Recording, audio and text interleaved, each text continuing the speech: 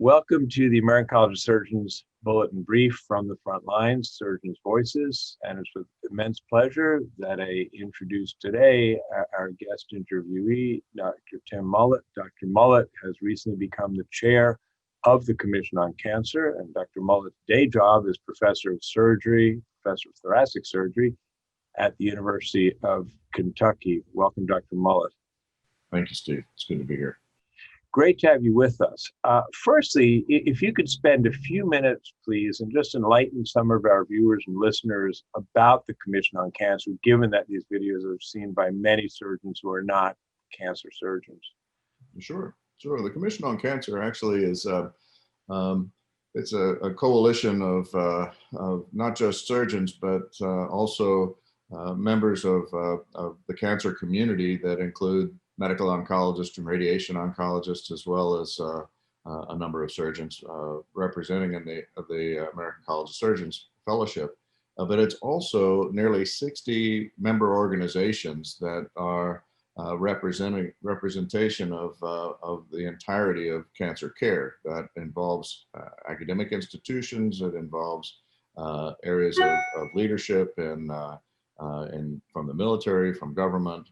There's advocacy organizations that are participating in this, and specialty organizations such as Society of Thoracic Surgeons and representation from pediatric surgery and breast cancer surgery and so forth. So it's a very well-informed group that allows us to be able to support the concept of evaluating and developing standards that are designed to help move cancer programs forward in the quality of their cancer care. Right now we have about 1,500 programs across the country, every state, and each of these programs is expected to evaluate themselves and look at the structure of their program, carry on cancer committees to review and document their progress.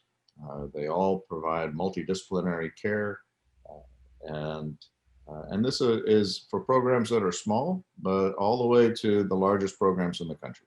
And they all have the same standards that they have to meet in terms of quality. These standards are similar to the trauma programs, bariatric programs, and pediatric cancer programs and so forth that the college is represented in the quality programs. Each of these standards are designed to define the structure, the multidisciplinary care that programs deliver, and then they have quality measures that are expected to be maintained, and these are monitored, and when necessary, then adjustments are made within their program. There's also quality improvement initiatives and goals that are set for each program every year. And then every 3 years, these are evaluated by reviewers from the field staff. These are experienced individuals who understand the nature of this accreditation process.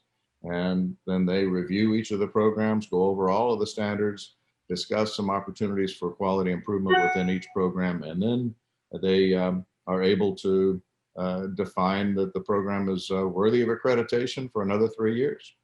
And so I think it's a good opportunity for us to be able to assess these programs and give them guidance on continuing to make movement towards improvement.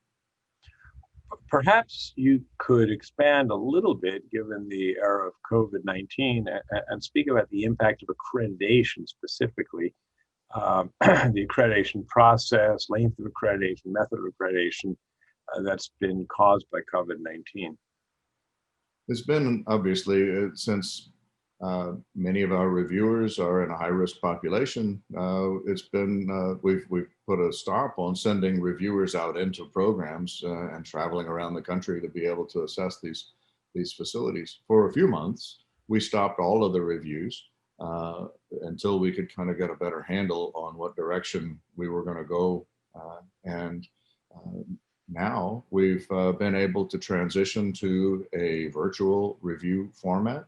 And so the reviewers can evaluate the program, looking at their pre-review questionnaire. It's a document that is submitted by each program around the time of their review, and they can look at the quality programs, they can look at the minutes of their cancer committee meetings, and they can look at their documentation of their standards.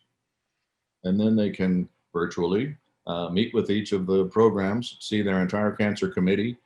We have virtual tours that are delivered for the reviewer, and we have the reviewer can actually sit into the tumor boards virtually, and then can review pathology reports and review operative notes and so forth as if they were in person. But this allows us to do this safely. And we've been able to run a pilot project through the CoC programs, also, as you know, through the rectal programs and breast programs that are also accredited. And the feedback has been that the virtual reviews have been effective, and we're able to move forward with accreditation of our programs and keep these programs on track. Thanks very much for that information. Since they have been successful in the virtual format, do you see virtual visits remaining once everybody's vaccinated and this pandemic is behind us? Do you see them being used selectively? Maybe you can give us a glimpse of the future for visits. Yeah, you know, I think like many aspects of going through this pandemic, we've learned how to do things virtually. Our telehealth programs have taken off because they had to, but I think that we're going to stay with several of these elements of telehealth and cancer care. Just like we've seen in clinical trials, we've been able to see the NCI, for example, allow for virtual visits, allow for virtual consenting and other elements that are present. So, and those are likely to stay. Similarly, in the Commission on Cancer with our accreditation process, I think that we're going to find that there's going to be a hybrid version of this review for each of our programs. We'll probably continue to have virtual presence within tumor boards, and the reviewer can, it used to be that it was all pushed into one day just for the efficiency of it. And so this will actually allow the reviewer to sit in on a tumor board and then potentially be able to participate in a cancer committee meeting, either in person or virtually. We want to get back to a point where we can be in the program, because there's a very interactive process to an accreditation visit. And when that review is going on, it's an educational format as well for the reviewer to talk to the program members in each cancer program and to interact with them and to see the nature of their program, kind of boots on the ground, if you will. But I do think that the opportunity to review pathology reports virtually, the opportunity to review tumor boards asynchronously away from the time of the actual survey or review will be helpful. So some elements will probably stay in the virtual format, and but we certainly want to get back into these programs when it's safe. Thank you. You mentioned that for a time there were no site visits ongoing, and then site visits started up virtually. Has that hiatus caused any change in the length of accreditation for already accredited programs in terms of when their next resurvey might be? Yeah, Steve, that's a good question. We've been pretty lenient this year with regard to our accreditation committee reviewing these programs and understanding the unprecedented nature of the impact of this pandemic. So for that, we extended everybody's accreditation for a year, and because we didn't know when we were going to be able to get back to the surveys or reviews at the time. And and we've also developed what's called a COVID tracker, where we can look at each of the standards, and we allow the programs to self-declare impacts that they may have had, such as furloughs or the tumor registrars that are responsible for putting all of the data in and being able to provide the documentation. We understand that those people may have been impacted by this, either financially with the institution that's involved, or they were redeployed to other areas within the institution. And so we understand that there may be impacts. And so we ask them to define that for us. And then the reviewer can look at that and interpret these programs with that lens. And so I think that's been a very thoughtful way that Jim Harris and the accreditation committee has been able to evaluate these programs in an effective way.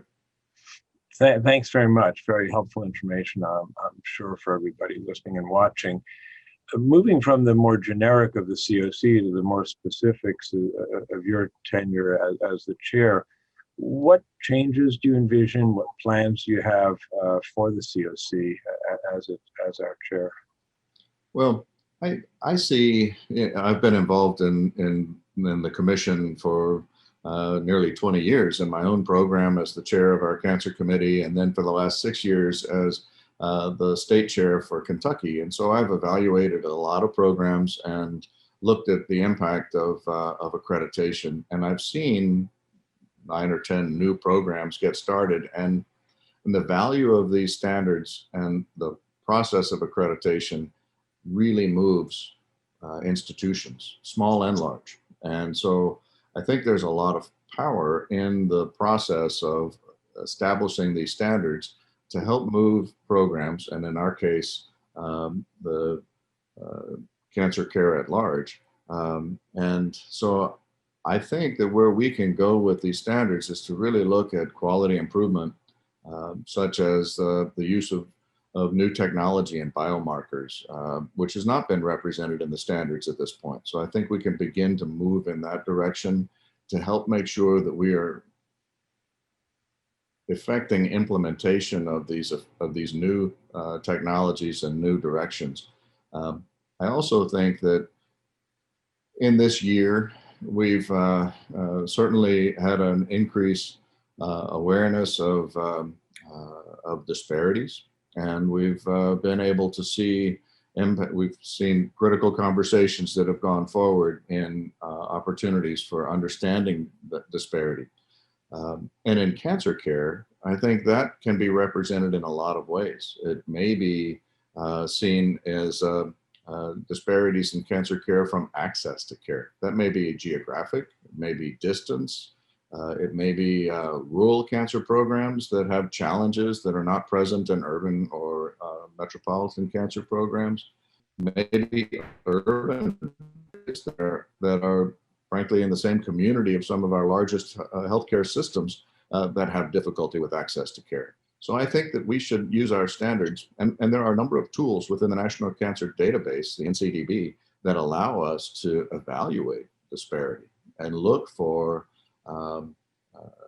discrepancies in our care, whether it's racial or ethnic, or whether it's rural or geographic or distance from the facility. Look for opportunities that each of our cancer programs on a local level can find opportunities for improvement in, and look for areas where our patients are actually struggling to be able to get equality and equity in their care.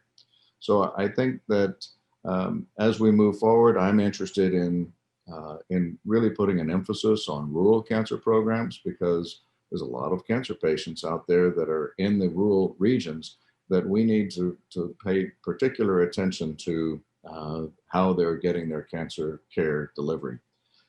There's a lot of resources that are present in those rural programs, but yet they may not have access to some of the highly specialized surgical procedures that are done, or may not have direct access to clinical trials.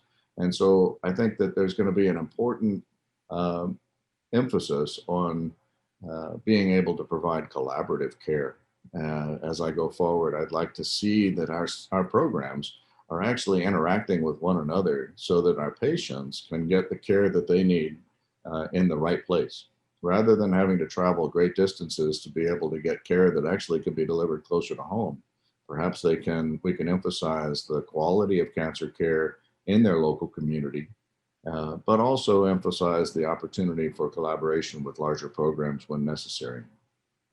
I mentioned clinical trials as well, and that's an area that, as I've grown through the University of Kentucky's experience in developing as an NCI designated cancer program, the emphasis on clinical trials has been huge.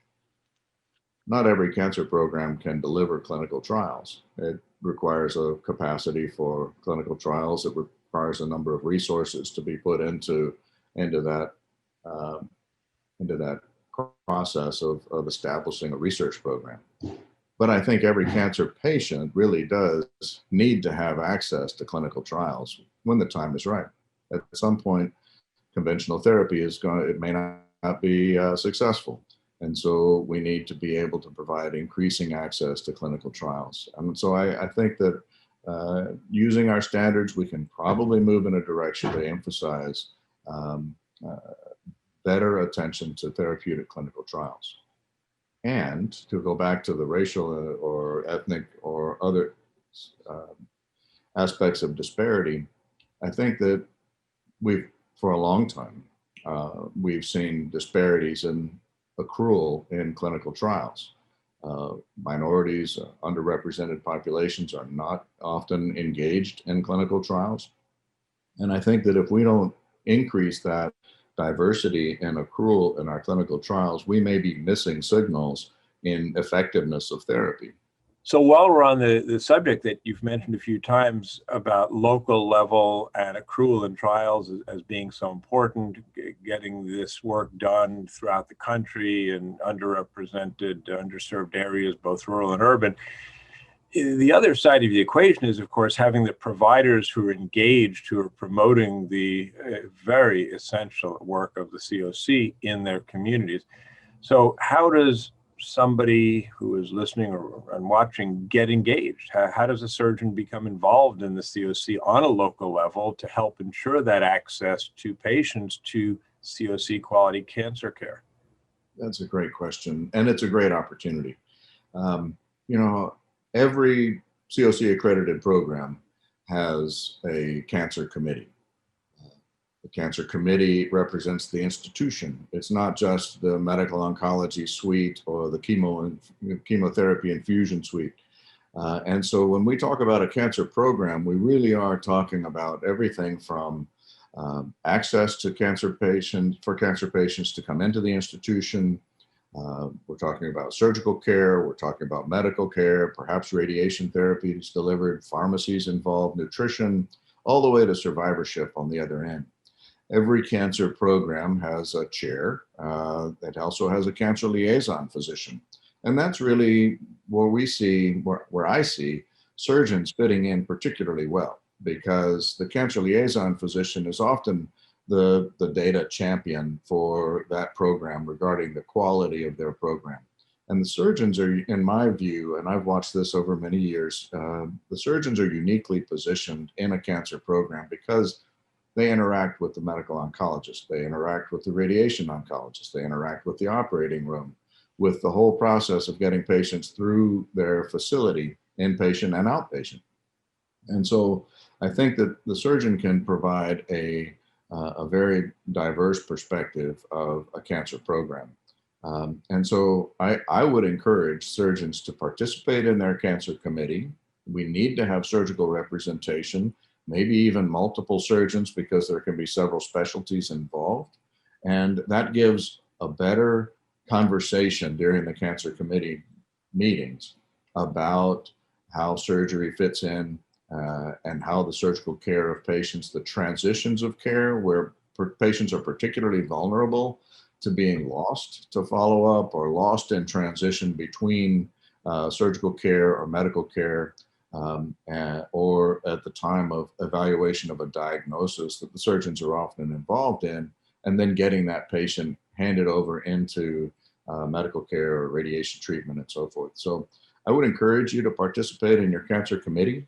I would encourage you to participate in some of the quality improvement initiatives that are going to be defined during every year of the cancer committee's cycle, and step up to be able to evaluate the opportunity of serving as a cancer liaison physician or providing information regarding the quality of cancer care.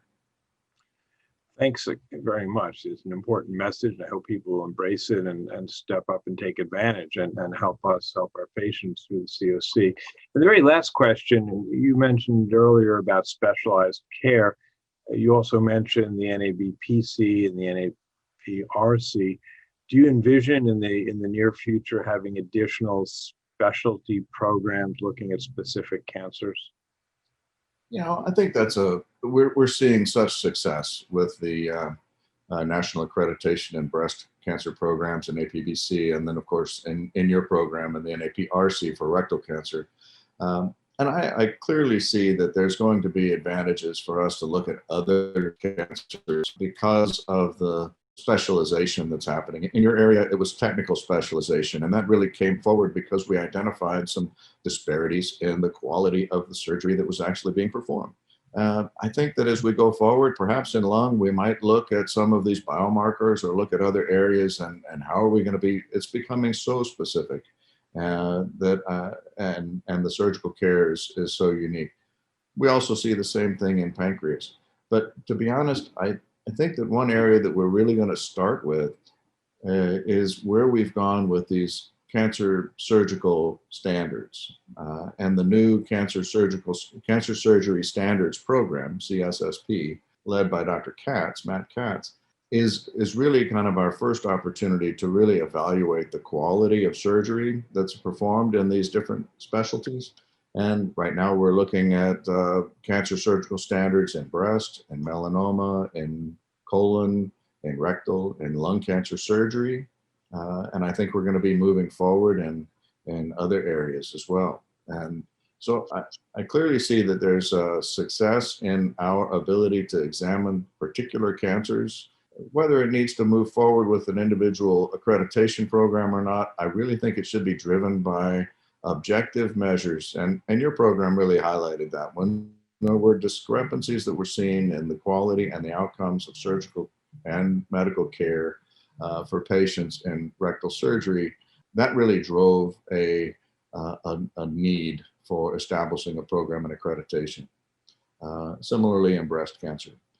And so I think that we just need to look at our data and look for those areas where there are discrepancies or where there are opportunities for improvement or standardization, beginning with the cancer surgical standards, looking at the results of the National Cancer Database for some objective reasons why we would have to drive forward a new accreditation program.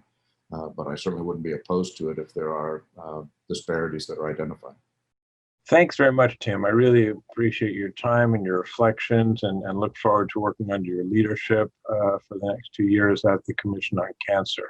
Stay well and have a good holiday season. Thank you, and for you.